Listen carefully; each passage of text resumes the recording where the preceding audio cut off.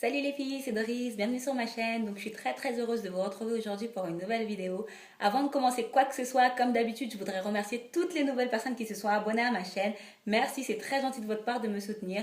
Toutes celles qui me suivent sur Facebook, sur Instagram, ne changez rien, vous êtes les meilleures. Donc oui, comme vous avez pu le constater, j'ai changé de tête. Donc je suis passée en coiffure protectrice un peu plus longue. Bon, un peu plus longue, je vais le garder une semaine. C'est une perruque parce qu'il a commencé à faire froid du côté de chez moi, donc j'ai fait 4 tresses et j'ai mis ma perruque. Mais c'est pas le sujet de la vidéo. Aujourd'hui, on va parler des 10 trucs et astuces qui m'ont permis de retenir de la longueur et d'avoir des cheveux sains et en bonne santé. Si cette vidéo vous intéresse, restez assis.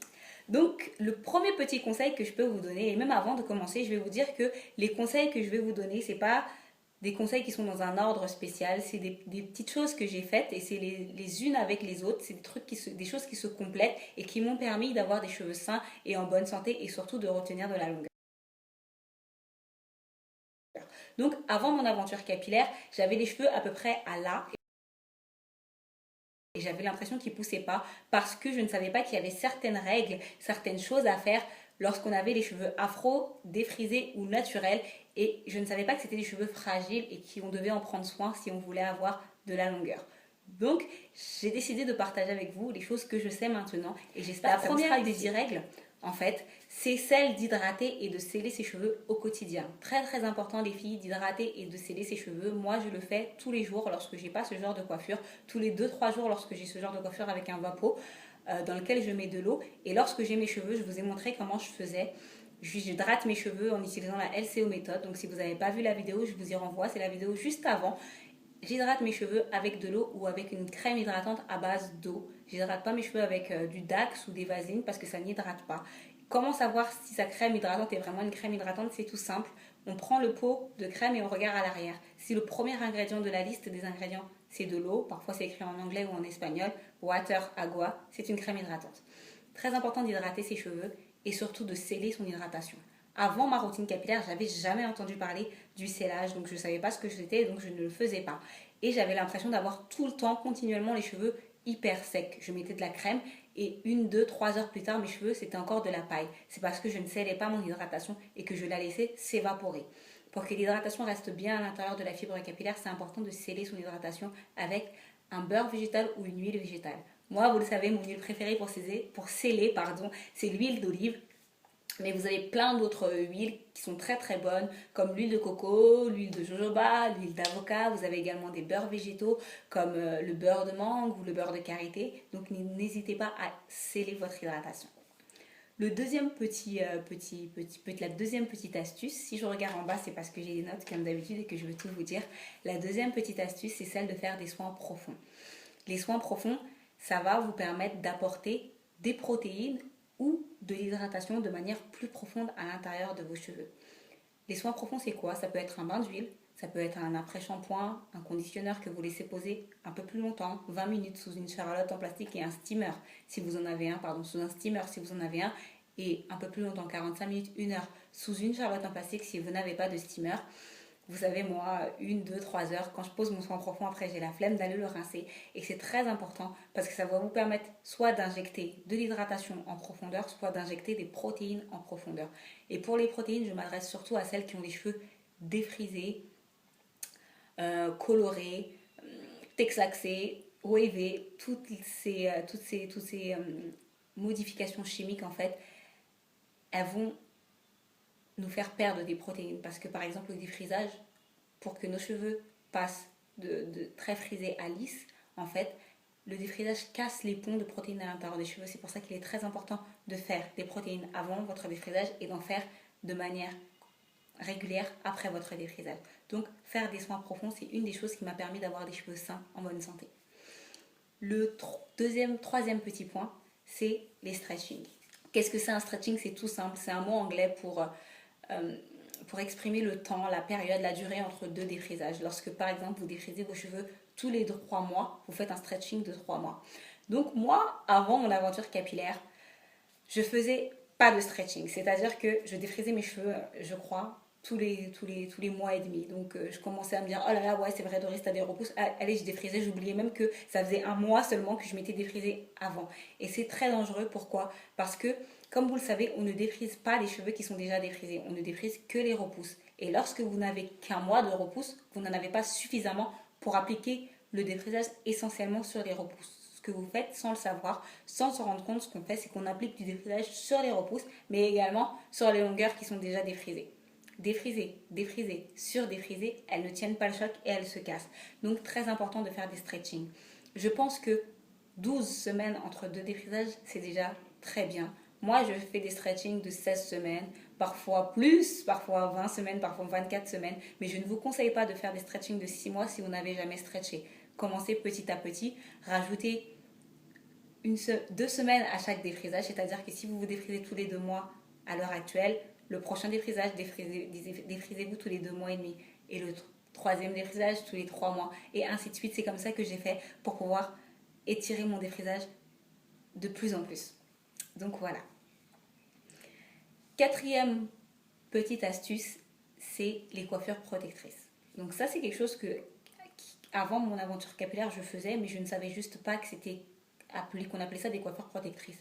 Une coiffure protectrice, c'est tout simple. C'est une coiffure qui va faire en sorte que la partie la plus ancienne de mes cheveux, qui sont mes pointes, et donc la plus fragile, soit à l'abri du vent, des intempéries, du froid, parce qu'il fait très froid maintenant, et qui va faire en sorte que je manipule moins mes cheveux, et donc que je n'engendre pas de la casse inutile. Des coiffures protectrices, porter une perruque comme ça, aujourd'hui c'est une coiffure protectrice. Faire des chignons, c'est une coiffure protectrice. Faire des tissages, des mèches lorsque c'est bien géré, c'est une très bonne coiffure protectrice. Faire une grosse natte avec vos cheveux que vous enroulez en macaron, c'est une coiffure protectrice. Donc si vous n'avez pas d'idée de coiffure protectrice, il y a plein de tutoriels sur YouTube. N'hésitez pas à regarder et utiliser les coiffures protectrices. Ça va vous permettre même d'étirer votre stretching. Donc c'est quelque chose qui pour moi a été très bon, très bénéfique. Cinquième petit point, c'est protéger ses cheveux pendant la nuit avec un foulard en satin ou en soie.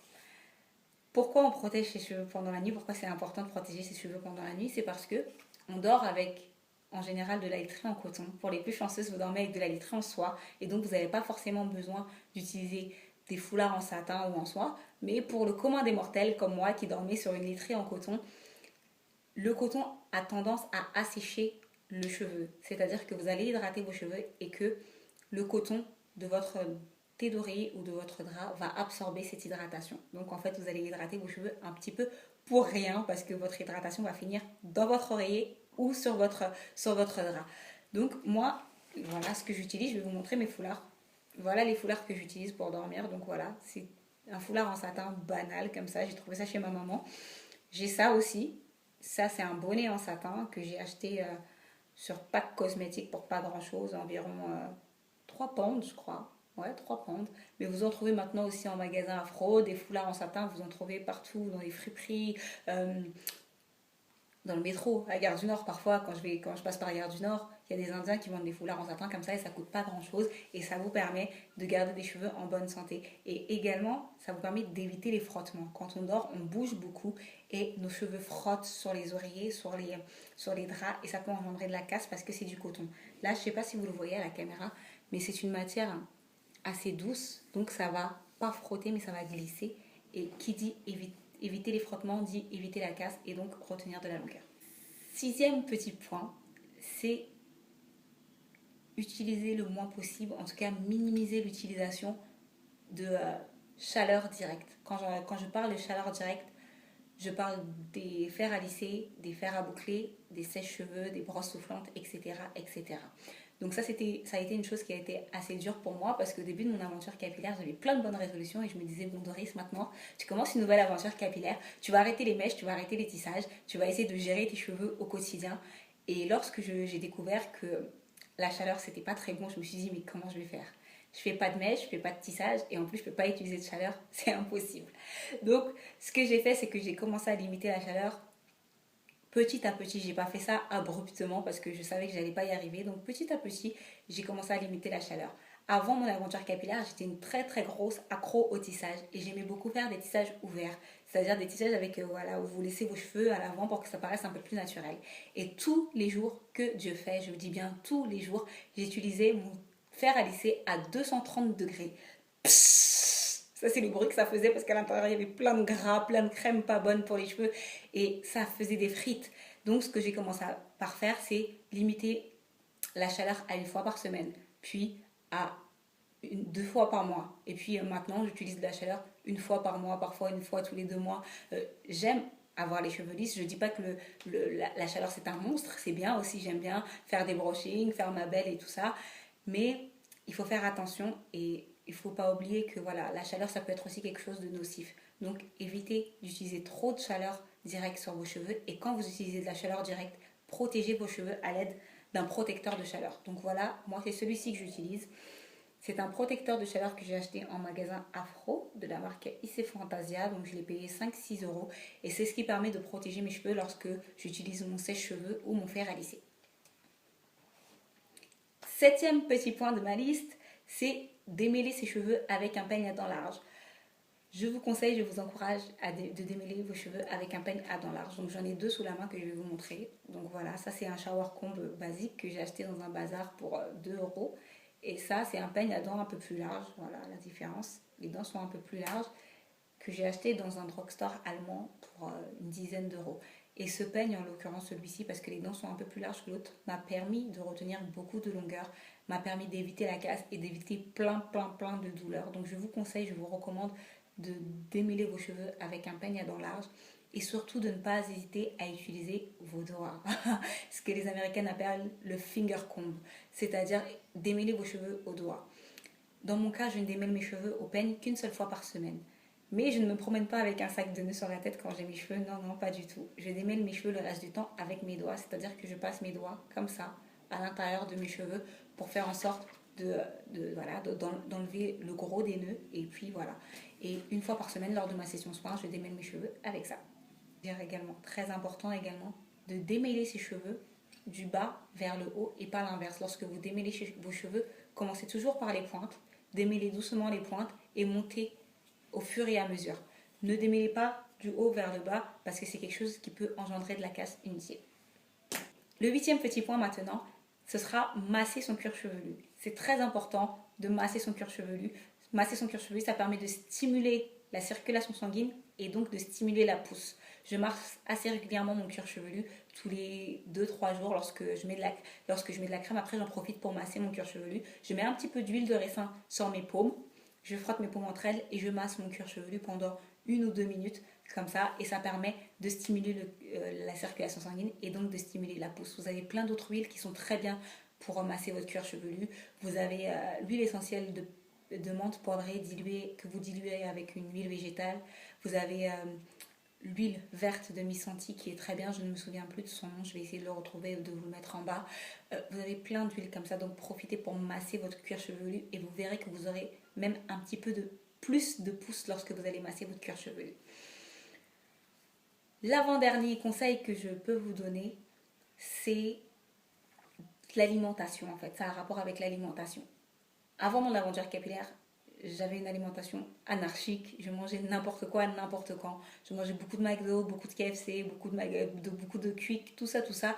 Et après avoir fait des recherches, je le savais déjà, mais je ne le savais pas autant. Je me suis rendu compte que manger équilibré, ça pouvait jouer un rôle sur l'état du cheveu, sur son éclat, sur sa brillance et même sur la pousse. Donc c'est important de manger des fruits et des légumes tous les jours. J'essaye d'en manger un par jour, au moins un fruit par jour, un légume par jour et un produit laitier par jour. Et parce que je sais que je ne mange pas encore assez de légumes et de fruits, donc que j'apporte pas encore assez de vitamines à mes cheveux, ce que je fais, c'est que je complète mon alimentation par des compléments alimentaires. Donc ceux que j'utilise en ce moment, ils sont là. C'est ceci. C'est de la levure de bière. Bon, tout est écrit en allemand comme d'habitude. Je l'ai acheté dans un drugstore allemand pour pas grand chose. Moins de 5 euros, les 60 comprimés, mais de la levure de bière, vous en trouvez dans plein de marques différentes. Je sais que celle de Juvamine est pas mal et il y a plein de vidéos sur YouTube par rapport à celle-ci. Vous la trouvez dans certains Carrefour et dans certains Auchan. Vous pouvez également trouver de la levure de bière en parapharmacie et en pharmacie. Il y a plein d'autres compléments alimentaires qui sont très bons, comme la biotine par exemple. J'ai déjà testé aussi la silice. Donc faites des recherches et utilisez un complément alimentaire qui vous va bien. Dernier petit conseil que je peux vous donner, c'est un conseil tout simple, tout basique, c'est celui de boire beaucoup d'eau. Lorsque vous buvez de l'eau, vous hydratez vos cheveux de l'intérieur et c'est encore mieux que de les hydrater de l'extérieur. Donc n'hésitez pas à boire 1 litre 5 d'eau par jour. Je sais que pour celles qui boivent pas beaucoup d'eau, parce que moi non plus avant je buvais pas beaucoup d'eau, ça peut être assez difficile, assez contraignant. Mais lorsqu'on s'y met, on s'y habitue et après vous verrez que sans vous en apercevoir, vous buverez 1 litre 5 et c'est très très bon pour l'éclat, pour la beauté, pour la pousse et vous verrez que vos cheveux seront beaucoup moins secs. Donc voilà les filles, ça y est, c'est terminé. C'était mes 10 petits conseils et astuces pour des cheveux beaux, en bonne santé et qui poussent. J'espère que c'est une vidéo qui vous servira vraiment à vous aussi. Dites-moi si vous appliquez déjà des choses que j'ai pu énumérer dans cette petite liste. Si vous avez d'autres méthodes, d'autres techniques, n'hésitez pas à me laisser des petits commentaires. Dites-moi si vous avez un thème de vidéo que vous voulez que j'aborde, n'hésitez pas. Je vous aime, soyez bénis. Pour toutes celles qui ne sont pas encore abonnées à ma chaîne, n'hésitez pas à vous abonner. Et pour toutes celles qui sont déjà abonnées, n'hésitez pas à mettre des petits pouces en l'air. Vous êtes les meilleurs. Allez, ciao, à la prochaine.